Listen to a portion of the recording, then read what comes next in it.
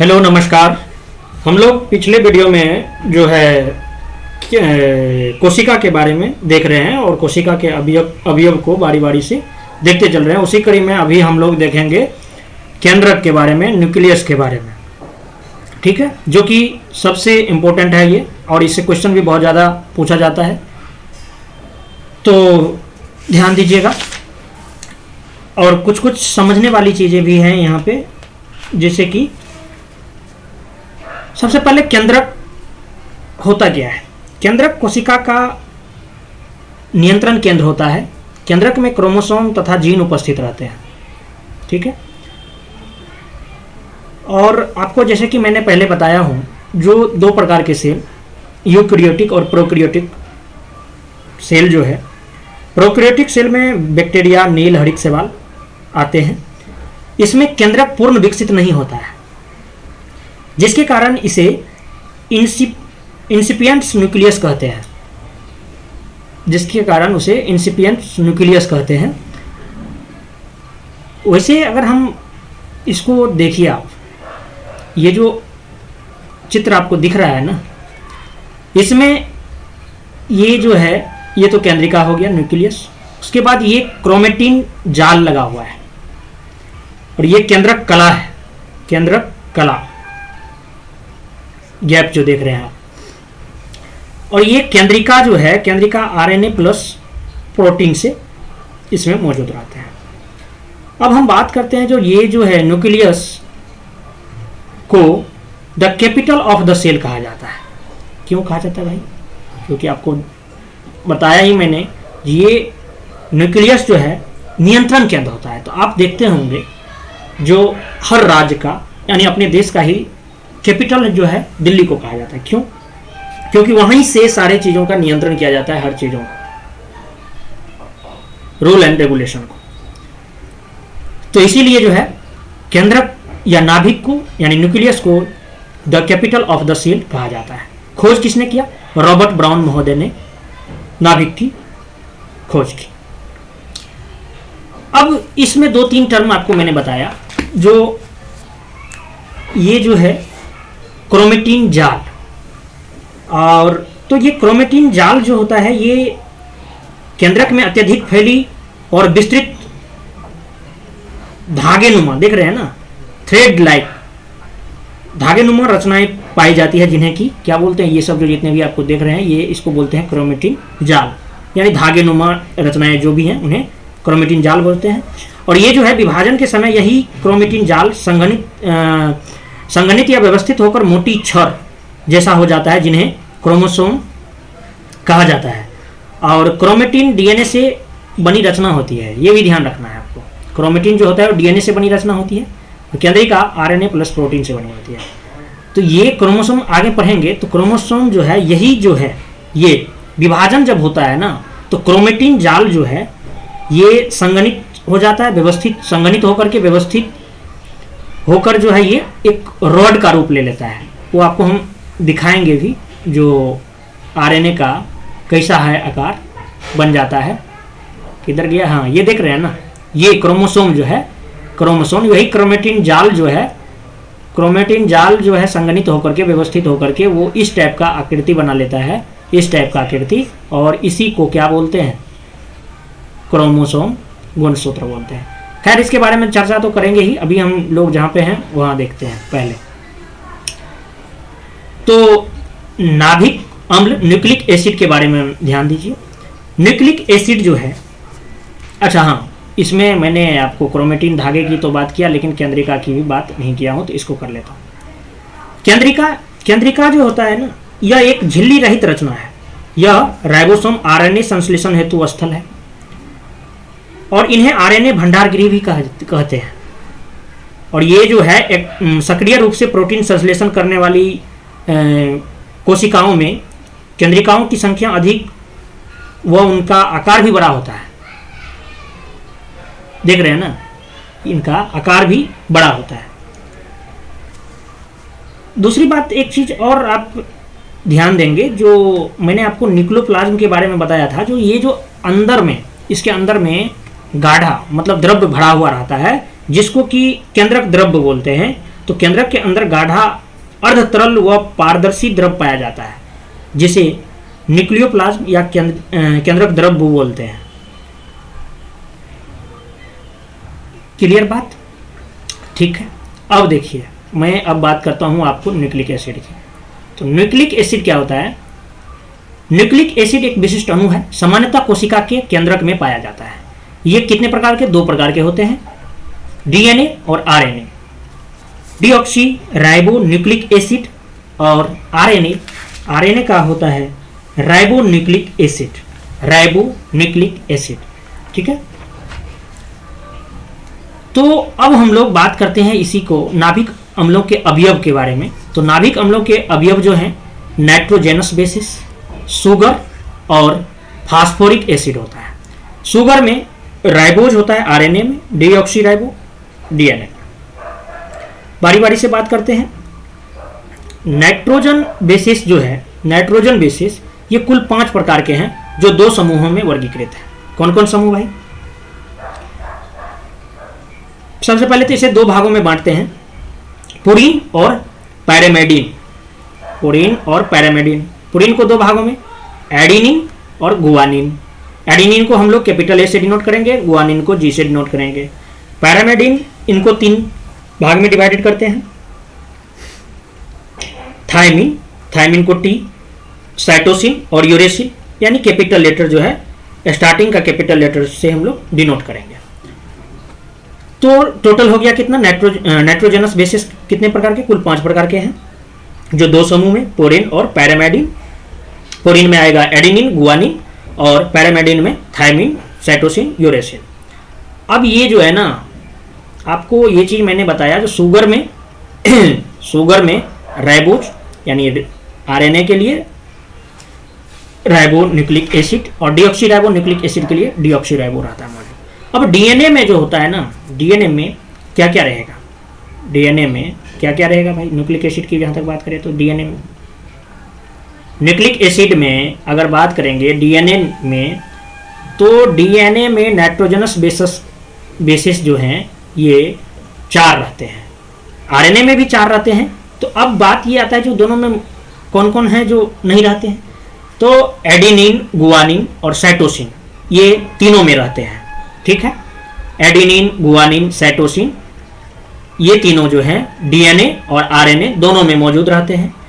अब ये जो हैं टेक्निकल पॉइंट, और यहीं से सवाल भी बनता है, ये जो डीएनए में थायमिन मौजूद होते हैं, डीएनए में थायमिन और आरएनए में यूरेसिल। तो डीएनए में क्या मौजूद नहीं होता है? यूरेसिल डीएनए में मौजूद नहीं होता है। आरएनए में क्या मौजूद नहीं होता है? थायमिन आरएनए में मौजूद नहीं होता है। क्लियर बात? ये नाइट्रोजनस बेसिस के बारे में आप लोग देख लिए। अब हम लोग बात करते हैं बारी बारी से deoxy ribo nucleic acid, DNA होता क्या है। ठीक है, डीएनए होता क्या है? डीएनए जो है इसके बारे में आप सबसे पहले ये देखिए, इसका खोज जो है फ्रेडरिक मिसर महोदय ने किया। फ्रेडरिक मिसर महोदय ने डीएनए का खोज किया। और डीएनए का संरचना का उद्घाटन जो है, अब ये किसने किया भाई? तो डीएनए की संरचना का उद्घाटन जो है 1953 ईस्वी में जेम्स वाटसन तथा फ्रांसिस क्रिक ने महोदय ने किया। अब एक चीज ध्यान देने की बात है, जो डीएनए एक न्यूक्लिक एसिड है जो प्रोटीन के साथ मिलकर क्रोमोसोम की संरचना बनाता है, और यह कोशिका के केंद्रक में धागे के रूप में फैला रहता है। डीएनए की कुछ मात्रा केंद्रक के अतिरिक्त माइटोकॉन्ड्रिया और क्लोरोप्लास्ट में भी पाई जाती है। और दूसरी बात यह भी ध्यान रखिए, मूल रूप से डीएनए एक जो है अनुवांशिक पदार्थ है। हम लोग जेनेटिक टॉपिक में भी इन चीज़ों को थोड़ा देख लेंगे। मतलब अनुवांशिकी पदार्थ यानी हेरिडिटरी मटेरियल कहने का मतलब ये है जो लक्षण मतलब ट्रेट्स TRAITS होता है। ट्रेट्स मतलब लक्षण, ट्रेट्स जो लक्षण या गुण उनके माता पिता में रहता है वो उनके संतानों में पहुंचने का कार्य करता है। इसलिए आप लोग जानते होंगे, जो डीएनए का जांच करा लो, पता चल जाएगा। बहुत मुद्दा बना रहता है, चर्चा में का विषय बना रहता है। लेकिन एक चीज़ और ध्यान रखिएगा, जो आपको मैंने यूकैरियोटिक सेल में डीएनए लंबा और सर्पिलाकार होता है, जबकि प्रोकैरियोटिक सेल में माइटोकॉन्ड्रिया तथा क्लोरोप्लास्ट में यह सर्कुलर होता है। तो खैर इन सब के बारे में तो हम लोग चर्चा करेंगे ही। अभी हम मेन यहाँ पे देखते हैं। तो ये डीएनए का रचना है, ये संरचना देख लीजिए आप इस टाइप में होता है डीएनए, ठीक है, डबल हेलिक्स मॉडल। और ये देखिए एडेनिन, गुआनिन, साइटोसिन और थायमिन, यहाँ पे यूरेसिल मौजूद नहीं रहते हैं। और ये बेस पेयर है, पेयर बना हुआ। अब ये जो है संरचना का उद्घाटन जो है 1953 में जेम्स वाटसन तथा फ्रांसिस क्रिक महोदय ने किया। और ये जो है double helix structure, double helical structure, दोहरी कुंडलीय संरचना के बारे में बताया। इसका कार्य मेनली क्या होता है डीएनए का? अनुवांशिकी पदार्थ, जेनेटिक मटेरियल, जैसे कि मैंने आपको बताया। क्या बताया भाई? जो माता पिता यानी यह कोशिका के केंद्रक के रूप में तो फैला रहता है। इसका मेन काम जो मूल रूप से डीएनए एक अनुवांशिकी पदार्थ है, यानी हेरिडिटरी मटेरियल है, जेनेटिक मटेरियल है। जेनेटिक मटेरियल है तो अब इसका क्या क्या? इसके चेक करने से पता चल जाता है जो ये सेम जीन के हैं या नहीं। एग्जाम्पल में आपको बताया, जो लक्षण या गुण का पता लगाया जाता है, गुण से पता करते हैं जो माता पिता का जो गुण है वो इनके संतानों में आया है या नहीं आया। अगर आया है तो उसी का है, ठीक है। और आगे बात करते हैं जो अनुवांशिकता की इकाई से जो संबंधित है, उसमें अनुवांशिकता को आप देखेंगे तो अनुवांशिकता की इकाई जो है ये जीन को कहा जाता है। जीन माइंड में आ रहा होगा, जीन होता क्या है? सबसे पहले मैं आपको थोड़ा सा बता दूं, ज़्यादा डिटेल में तो जानेंगे जेनेटिक में। जो जीन अनुवांशिकता की इकाई है, ठीक है, लेकिन जीन डीएनए का वह भाग भी है जो किसी विशिष्ट कार्य को संपादित करता है। वायरस में जीन डीएनए अथवा आरएनए से बना होता है, जबकि यूकैरियोटिक जीवों में यह केवल डीएनए का बना होता है। और एक चीज और ध्यान में आपको रखना है, जो जंपिंग जीन की अवधारणा, खैर इसके बारे में अभी चर्चा ही करूंगा, नीचे के लिखा हूं। तो ये जीन है, कोडिंग पार्ट, कार्यकारी भाग। अब ये देखिए आप यहाँ पे डीएनए का स्ट्रक्चर लगा हुआ है कि आप क्या क्या पता चलता है इससे पता चलता है लंबाई, रक्त समूह, त्वचा का रंग, इंसुलिन के निर्माण की सूचना, ये सारा कहता है। Non coding, non functional, junk DNA भी बोलते हैं, इस पद्धति पे ये काम करता है। अब जीन का खोज जो है ना, जीन का खोज जोहानस महोदय ने की। एक चीज ध्यान रखिएगा, जो ह्यूमन जीनोम प्रोजेक्ट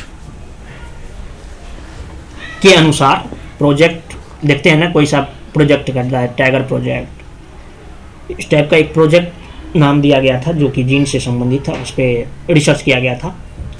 तो उसके अनुसार जो है बताया गया है, जो मानव जो है, मानव 30,000 जीन्स, मानव में मतलब 30,000 जीन्स मौजूद होते हैं।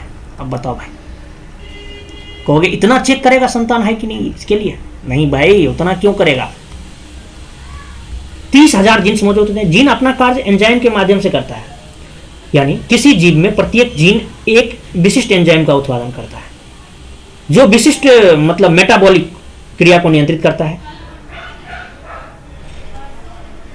एक चीज यहां जो मैं बताया हूं, नीचे आपको देख रहा होगा, हाँ, जीनोम जो है किसी जीव के कुल डीएनए अथवा आरएनए का समुच्चय है। किसी जीव के कुल डीएनए अथवा आरएनए का समुच्चय है जीनोम। जीनोम का अध्ययन जो है जीनोमिक्स के अंतर्गत किया जाता है, ये याद रखिए। उसके बाद मैं ये बताना चाह रहा हूं, जो मैं इतना बड़ा चित्र बनाया हूं, तो ये मैं जंपिंग जीन के बारे में बताना चाहता हूं। जैसे देखिए, यहाँ पे ABCDEF इस टाइप का दिया हुआ है, ठीक है, जीन है मान लीजिए। अब यहाँ पे देख रहे हैं मैं A की बात कर रहा हूँ, देखिए B अपना कांस्टेंट है, B कांस्टेंट है, C कांस्टेंट है, D कांस्टेंट है, E कांस्टेंट है, F, लेकिन आप A को देख रहे हैं, A यहां से जंप कर गया यहां पे, फिर नेक्स्ट जंप कर गया यहां पे। तो मतलब जंपिंग जीन की जो ये जो स्ट्रक्चर में आप देख रहे हैं, इसकी अवधारणा जो है बारबरा मैकक्लिंटॉक, बारबरा मैकक्लिंटॉक द्वारा मक्का पर प्रयोग के दौरान दी गई थी। किस पे? मक्का पे, मैरिज। अच्छा ये लेडीज है, जेंट्स नहीं है, ध्यान रखिएगा, मैडम है ये, ठीक है। अब ये जो है, हाँ, इसके लिए मक्का पे प्रयोग किया था और इसके लिए जंपिंग जीन के लिए इसे 1983 ईस्वी में नोबेल पुरस्कार से भी सम्मानित किया गया था। कब? 1983 ईस्वी। किसको? बारबरा मैकक्लिंटॉक मैडम को। अब ये जो जंपिंग जीन जो है, देखे आपने जो कैसे ये जंपिंग जीन सारे कांस्टेंट रहते हैं, लेकिन एक जीन जो है वो जंप कर रहा है। तो ये जंपिंग जीन प्लवमान जीन भी बोलते हैं या ट्रांसपोसेबल एलिमेंट, इसको ट्रांसपोजोन बोलते हैं, यानी ट्रांसपोजोन के नाम से भी प्रचलित जंपिंग जीन डीएनए के एक ऐसे भाग हैं जो एक ही क्रोमोजोम में अथवा एक क्रोमोजोम से दूसरे क्रोमोजोम पर अपनी स्थिति क्या करते रहते हैं? बदलते रहते हैं। क्लियर बात? यानी अगर हम ट्रांसपोजन की बात करेंगे तो ट्रांसपोजन जो है एक जंपिंग जीन डीएनए के ऐसे भाग हैं जो एक ही क्रोमोजोम में अथवा एक क्रोमोजोम से दूसरे क्रोमोजोम पर, एक क्रोमोजोम से दूसरे क्रोमोजोम पर, ये क्रोमोजीन है ना, क्रोमोजोम पर, क्रोमोसोम या जोम भी बोलते हैं, तो इसलिए आप प्रोनाउंसिएशन अपना अकॉर्डिंग देख लीजिए, उसे क्रोमोसोम बोला जाता है, पर अपनी स्थिति बदलते रहते हैं। आप देख रहे हैं स्थिति कैसे बदल रहा है। फिर ये हो गई बात आपको डीएनए की। अब हम बात करते हैं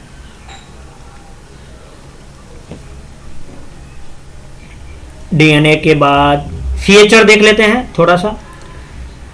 फीचर यानी विशेषताएं डीएनए में और आरएनए में। नाइट्रोजनी क्षार अभी आपने देखा है ना, नाइट्रोजन, शुगर। तो नाइट्रोजनी क्षार में बात करेंगे तो कौन कौन डीएनए में कौन कौन सा क्षार रहेगा? Nitrogenous bases, adenine, guanine, thymine और साइटोसिन, यानी AGTC। वहीं आरएनए में AGUC, adenine, guanine, uracil, cytosine. शर्करा की जहां तक बात करें तो शर्करा में आपने देखा, जो शर्करा में डीऑक्सीराइबो होता है डीएनए में और आरएनए में राइबोज होता है। संरचना में दो श्रृंखलाएं कुंडलिनी के रूप में व्यवस्थित होता है। किसमें? दो श्रृंखला होते हैं डीएनए में। वहीं आरएनए की बात करेंगे तो आरएनए में केवल एक श्रृंखला होता है, केवल एक श्रृंखला। कुंडलिनी का अभाव होता है यहाँ पे। जब एक श्रृंखला रहेगा तो कुंडलिनी का अभाव रहेगा। कार्य जो होता है डीएनए का कार्य आनुवांशिक कोड्स को धारण करना। वहीं आरएनए का कार्य जो है, आरएनए का कार्य ये कोड्स को डिकोड करना तथा आनुवांशिक सूचनाओं को प्रसारित करना मुख्य कार्य होता है। किसका? आरएनए का। तो ये आपने डीएनए और आरएनए में मतलब देख लिया जो क्या क्या इसमें अंतर है। डीएनए कोशिका में मुक्त रूप से नहीं पाया जाता है, यह भी ध्यान रखिएगा। अब हम बात करते हैं जो ये डीएनए का जो डीएनए है ये। अब हिस्टोन प्रोटीन के बारे में मैंने आपको बता रखा। अभी पीछे मैंने चर्चा किया जो हिस्टोन प्रोटीन जो है, हिस्टोन प्रोटीन क्रोमेटिन जाल के बारे में आपको मैंने बताया। जो न्यूक्लियस में क्रोमेटिन जाल जो है वो किस प्रकार से जुड़ा रहता है। केंद्रक में अत्यधिक फैली और विस्तृत धागे नुमा रचनाएं जो पाई जाती है उसी को क्रोमेटिन जाल बोलते हैं। और विभाजन के समय यही क्रोमेटिन जाल क्या हो जाते हैं? संगठित या व्यवस्थित होकर के मोटी छड़ जैसा हो जाता है, और जिन्हें हम लोग क्रोमोसोम यानी गुणसूत्र कहा जाता है या कहते हैं। यानी कहने का मतलब यह है क्रोमेटिन जो है डीएनए से बनी रचना होती है। तो ये जो क्रोमेटिन जाल जो है ये निर्मित होती है किससे? क्रोमेटिन धागे से। और ये निर्मित होती है किससे? डीएनए तथा हिस्टोन प्रोटीन से। समझ गए बात? अब होता क्या है ना, सेल डिवीजन के समय, कोशिका विभाजन के समय जो है वही चीज हालांकि हम चर्चा करते हैं, लेकिन लिखा हूं तो देख लीजिए। कोशिका विभाजन के समय जो है क्रोमेटिन धागे अति कुंडलित होकर दंडाकार संरचनाओं का निर्माण करते हैं, जिन्हें गुणसूत्र कहते हैं। इसका मैंने पिक्चर आपको अच्छे से दिखा चुका हूं, आपको याद होगा अगर थोड़ा सा भी तो आप जरूर उस पिक्चर पे नजर दौड़ाए थे। ये तो माइटोकॉन्ड्रिया का पिक्चर है, यहां देखिए, देख रहे हैं ना, ये क्रोमोसोम है, क्रोमेटिड है, सेंट्रोमियर बोलते हैं इसको, क्रोमेटिन धागा है, डीएनए, टोलोमियर। खैर ये सब चीज पूछता नहीं है, मैंने बहुत सारा एनालिसिस करके फिर बता रहा हूं आपको, अभी लगेगा। अच्छा हाँ, अब यहां पे अगर आ ही गए तो थोड़ा सा चर्चा कर लेते हैं। यूकैरियोटिक यानी यूकैरियोटिक मनुष्यों में होता है, ये तो आपको मैं अभी बताने वाला हूं, ध्यान दीजिएगा। तो गुणसूत्र दो प्रकार के होते हैं, 22 जोड़े ऑटोसोम्स शरीर के विभिन्न गुणों का निर्धारण करते हैं ये, और एक जोड़ा सेक्स क्रोमोसोम जो एक्स व वाई प्रकार के होते हैं, लिंग का निर्धारण करते हैं। मनुष्य में 22 जोड़े ऑटोसोम्स प्लस एक्स वाई यानी नर शिशु, और 22 जोड़े ऑटोसोम्स प्लस एक्स एक्स मादा शिशु पाए जाते हैं। यानी बच्चे का नर या मादा होना पुरुष पे डिपेंड करता है, पुरुष के क्रोमोसोम पे डिपेंड करता है। क्लियर बात? हालांकि इसको हम अच्छे से डिटेल में भी समझाऊंगा भी, यहाँ पे हम सिर्फ एक ऑब्जेक्टिव टाइप से है। वैसे मैं नोट्स तैयार कर रहा हूँ, आपको पीपीटी के माध्यम से टोटल मैं करवाने वाला हूँ जीएस में, क्योंकि इसका व्यू ज़्यादा जा नहीं रहा है वीडियो का, तो फिर डिमोटिवेट होकर के पढ़ाने में मजा नहीं। एस्केरिस जीव जो है, एस्केरिस जीव की क्रोमोसोम की संख्या 2 होता है। मच्छर में 6, घरेलू मक्खी का क्रोमोसोम 12, मेढक का 26, बिल्ली का 38, चूहा का 40, खरगोश का 44, मनुष्य में कितने भाई? मनुष्य में 46, 23 जोड़े।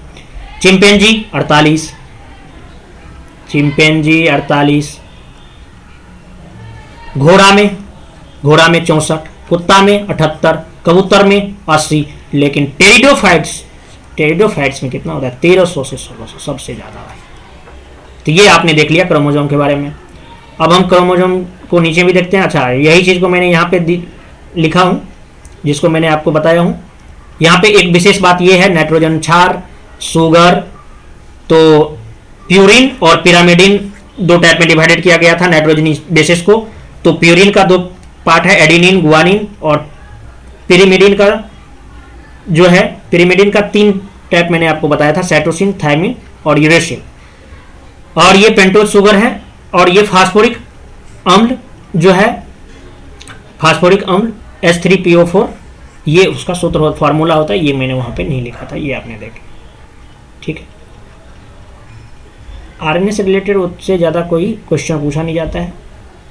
वही जो अभी आपको मैंने बताया हूँ वहाँ पे पेन से, तो वही चीज़ यहाँ पे मैंने लिखा हूँ। क्या लिखा हूँ एक बार देख लीजिए, नज़र दौड़ा लीजिए। अवस्थिति जो है, केंद्रक डीएनए कहाँ पे रहता है मौजूद? तो डीएनए जो है केंद्रक में माइटोकॉन्ड्रिया तथा क्लोरोप्लास्ट में उपस्थित होता है। आरएनए जो है कोशिका द्रव तथा केंद्रक द्रव में उपस्थित होता है। पिरामिडिन क्षार की जहाँ तक बात कर लेंगे तो साइटोसिन, थायमिन डीएनए में मौजूद होता है। देखिए इसमें सीधा जो है ना, आपको बेसिस क्षार की बात कर लेना है। जो क्षार जो है, बेसिस जो है, नाइट्रोजनस बेसिस कौन कौन मौजूद होते हैं? तो साइटोसिन, थायमिन, एडेनिन, गुआनिन, ये मौजूद होते हैं किसमें? डीएनए में। क्या मौजूद नहीं होते हैं भाई? तो यूरेसिल मौजूद नहीं होते हैं, यूरेसिल मौजूद नहीं होते हैं। ठीक है, क्वेश्चन बहुत पूछता है ये। आरएनए में मौजूद क्या क्या होता है? Cytosine, uracil, adenine, guanine. क्या मौजूद नहीं होता है? थायमिन मौजूद नहीं होता है।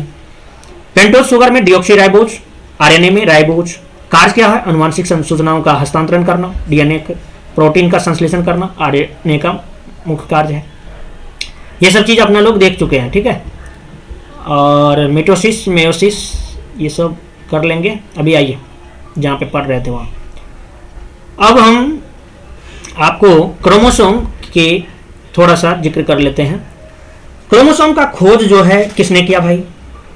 क्रोमोसोम का खोज स्ट्रासबर्गर महोदय ने किया। नामकरण किसने किया? वाल्डेयर। अब ये कोशिका विभाजन के समय केंद्रक में प्रकट होने वाली दंडाकार संरचनाएं का जो नामकरण जो है क्रोमोसोम किसने किया? वाल्डेयर ने किया। क्लियर बात? क्योंकि आपने देखा जो जब कोशिका का विभाजन हो रहा था, तो विभाजन के समय ही जो है क्रोमेटिन धागे जो है वो क्या हो जाता था? एक क्षर का रूप ले लिया था, और वही जो दंडाकार संरचना बन गया था उसी को क्रोमोसोम कहते हैं। लेकिन तो इसका नामकरण किसने कर दिया था? वाल्डेयर महोदय ने। लेकिन खोज किसने किया? स्ट्रासबर्गर, याद रखिएगा। अब हम लोग बात करते हैं सेल के वर्गीकरण की। बहुत देर से इंतजार था इसका, देखते हैं। ठीक है, थोड़ा क्लास लंबा जाएगा, गौर से देखिएगा। अब कोशिका का वर्गीकरण विकास के आधार पर भी करते हैं, आकार के आधार पर भी करते हैं और भूमिका के आधार पर भी करते हैं। पहले हम विकास के आधार पर करते हैं, डेवलपमेंट की बात करें तो केंद्रक के संगठन के आधार पर जो है, केंद्रक के संगठन के आधार पर, संगठन मतलब केंद्रक झिल्ली की उपस्थिति तथा अनुपस्थिति के आधार पर,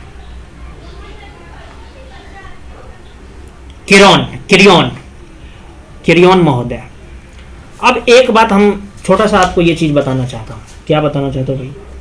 बताना ये चाहता हूँ, जो जीव चाहे कितना ही बड़ा क्यों ना हो, जीवन का प्रारंभ एक कोशिका से ही करता है और प्रत्येक कोशिका जो है अपनी पूर्ववर्ती कोशिकाओं से ही बनी होती है। पैतृक कोशिका से नई जो क्या बोलते हैं, नई संतान, नई कोशिकाओं के बनने की क्रिया को सेल डिवीजन बोलेंगे, जो कि दो तरह से होगा। एक क्रोमोसोम की संख्या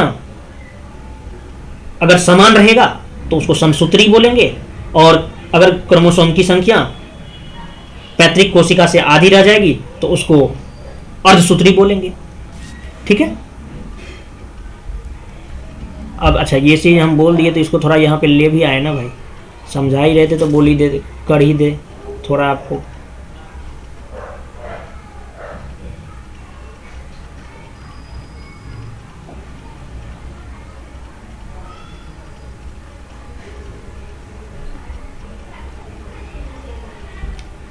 चलिए चलिए आइए देखते हैं यहाँ पे।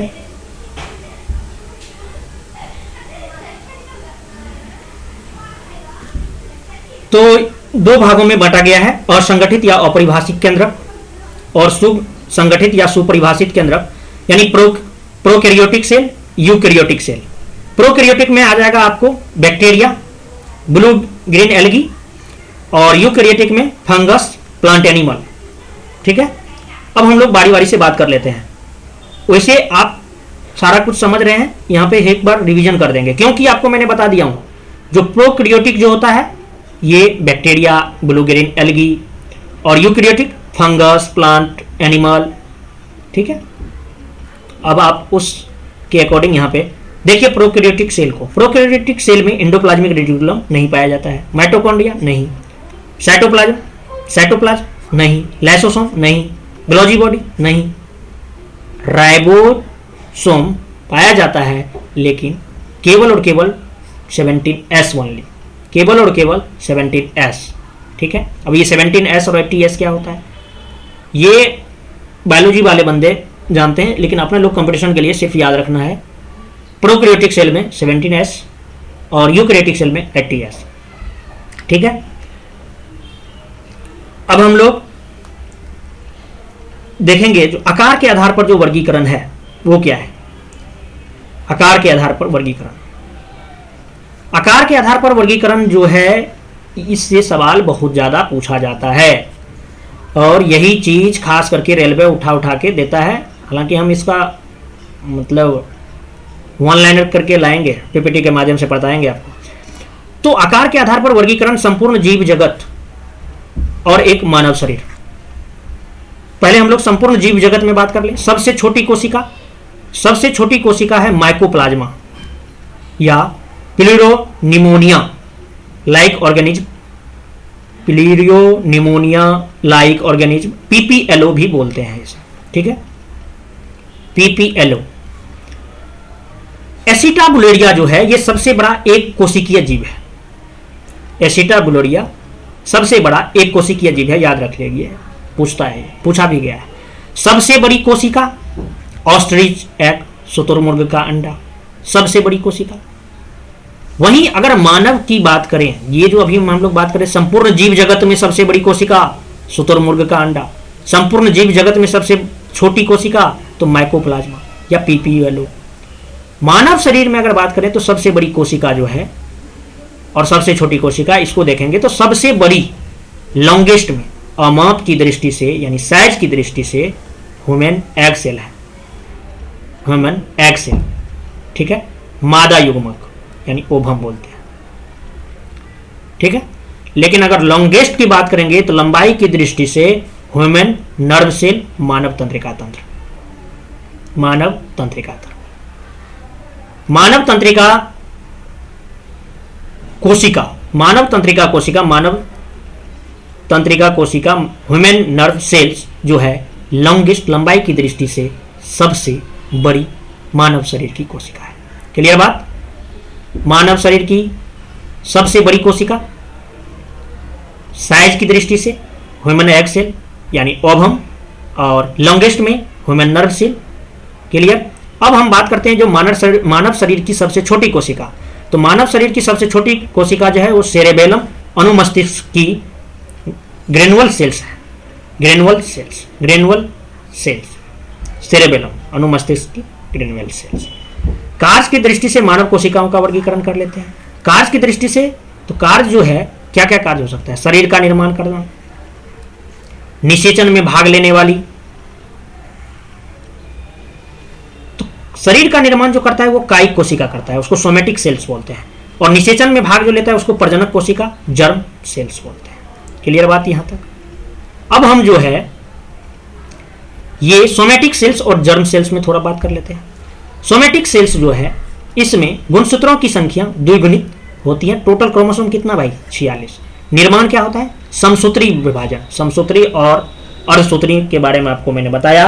जिसमें क्रोमोसोम की संख्या संतति कोशिका के समान ही होती है तो उसको मेटोसिस बोलेंगे, समान रहेगा तो।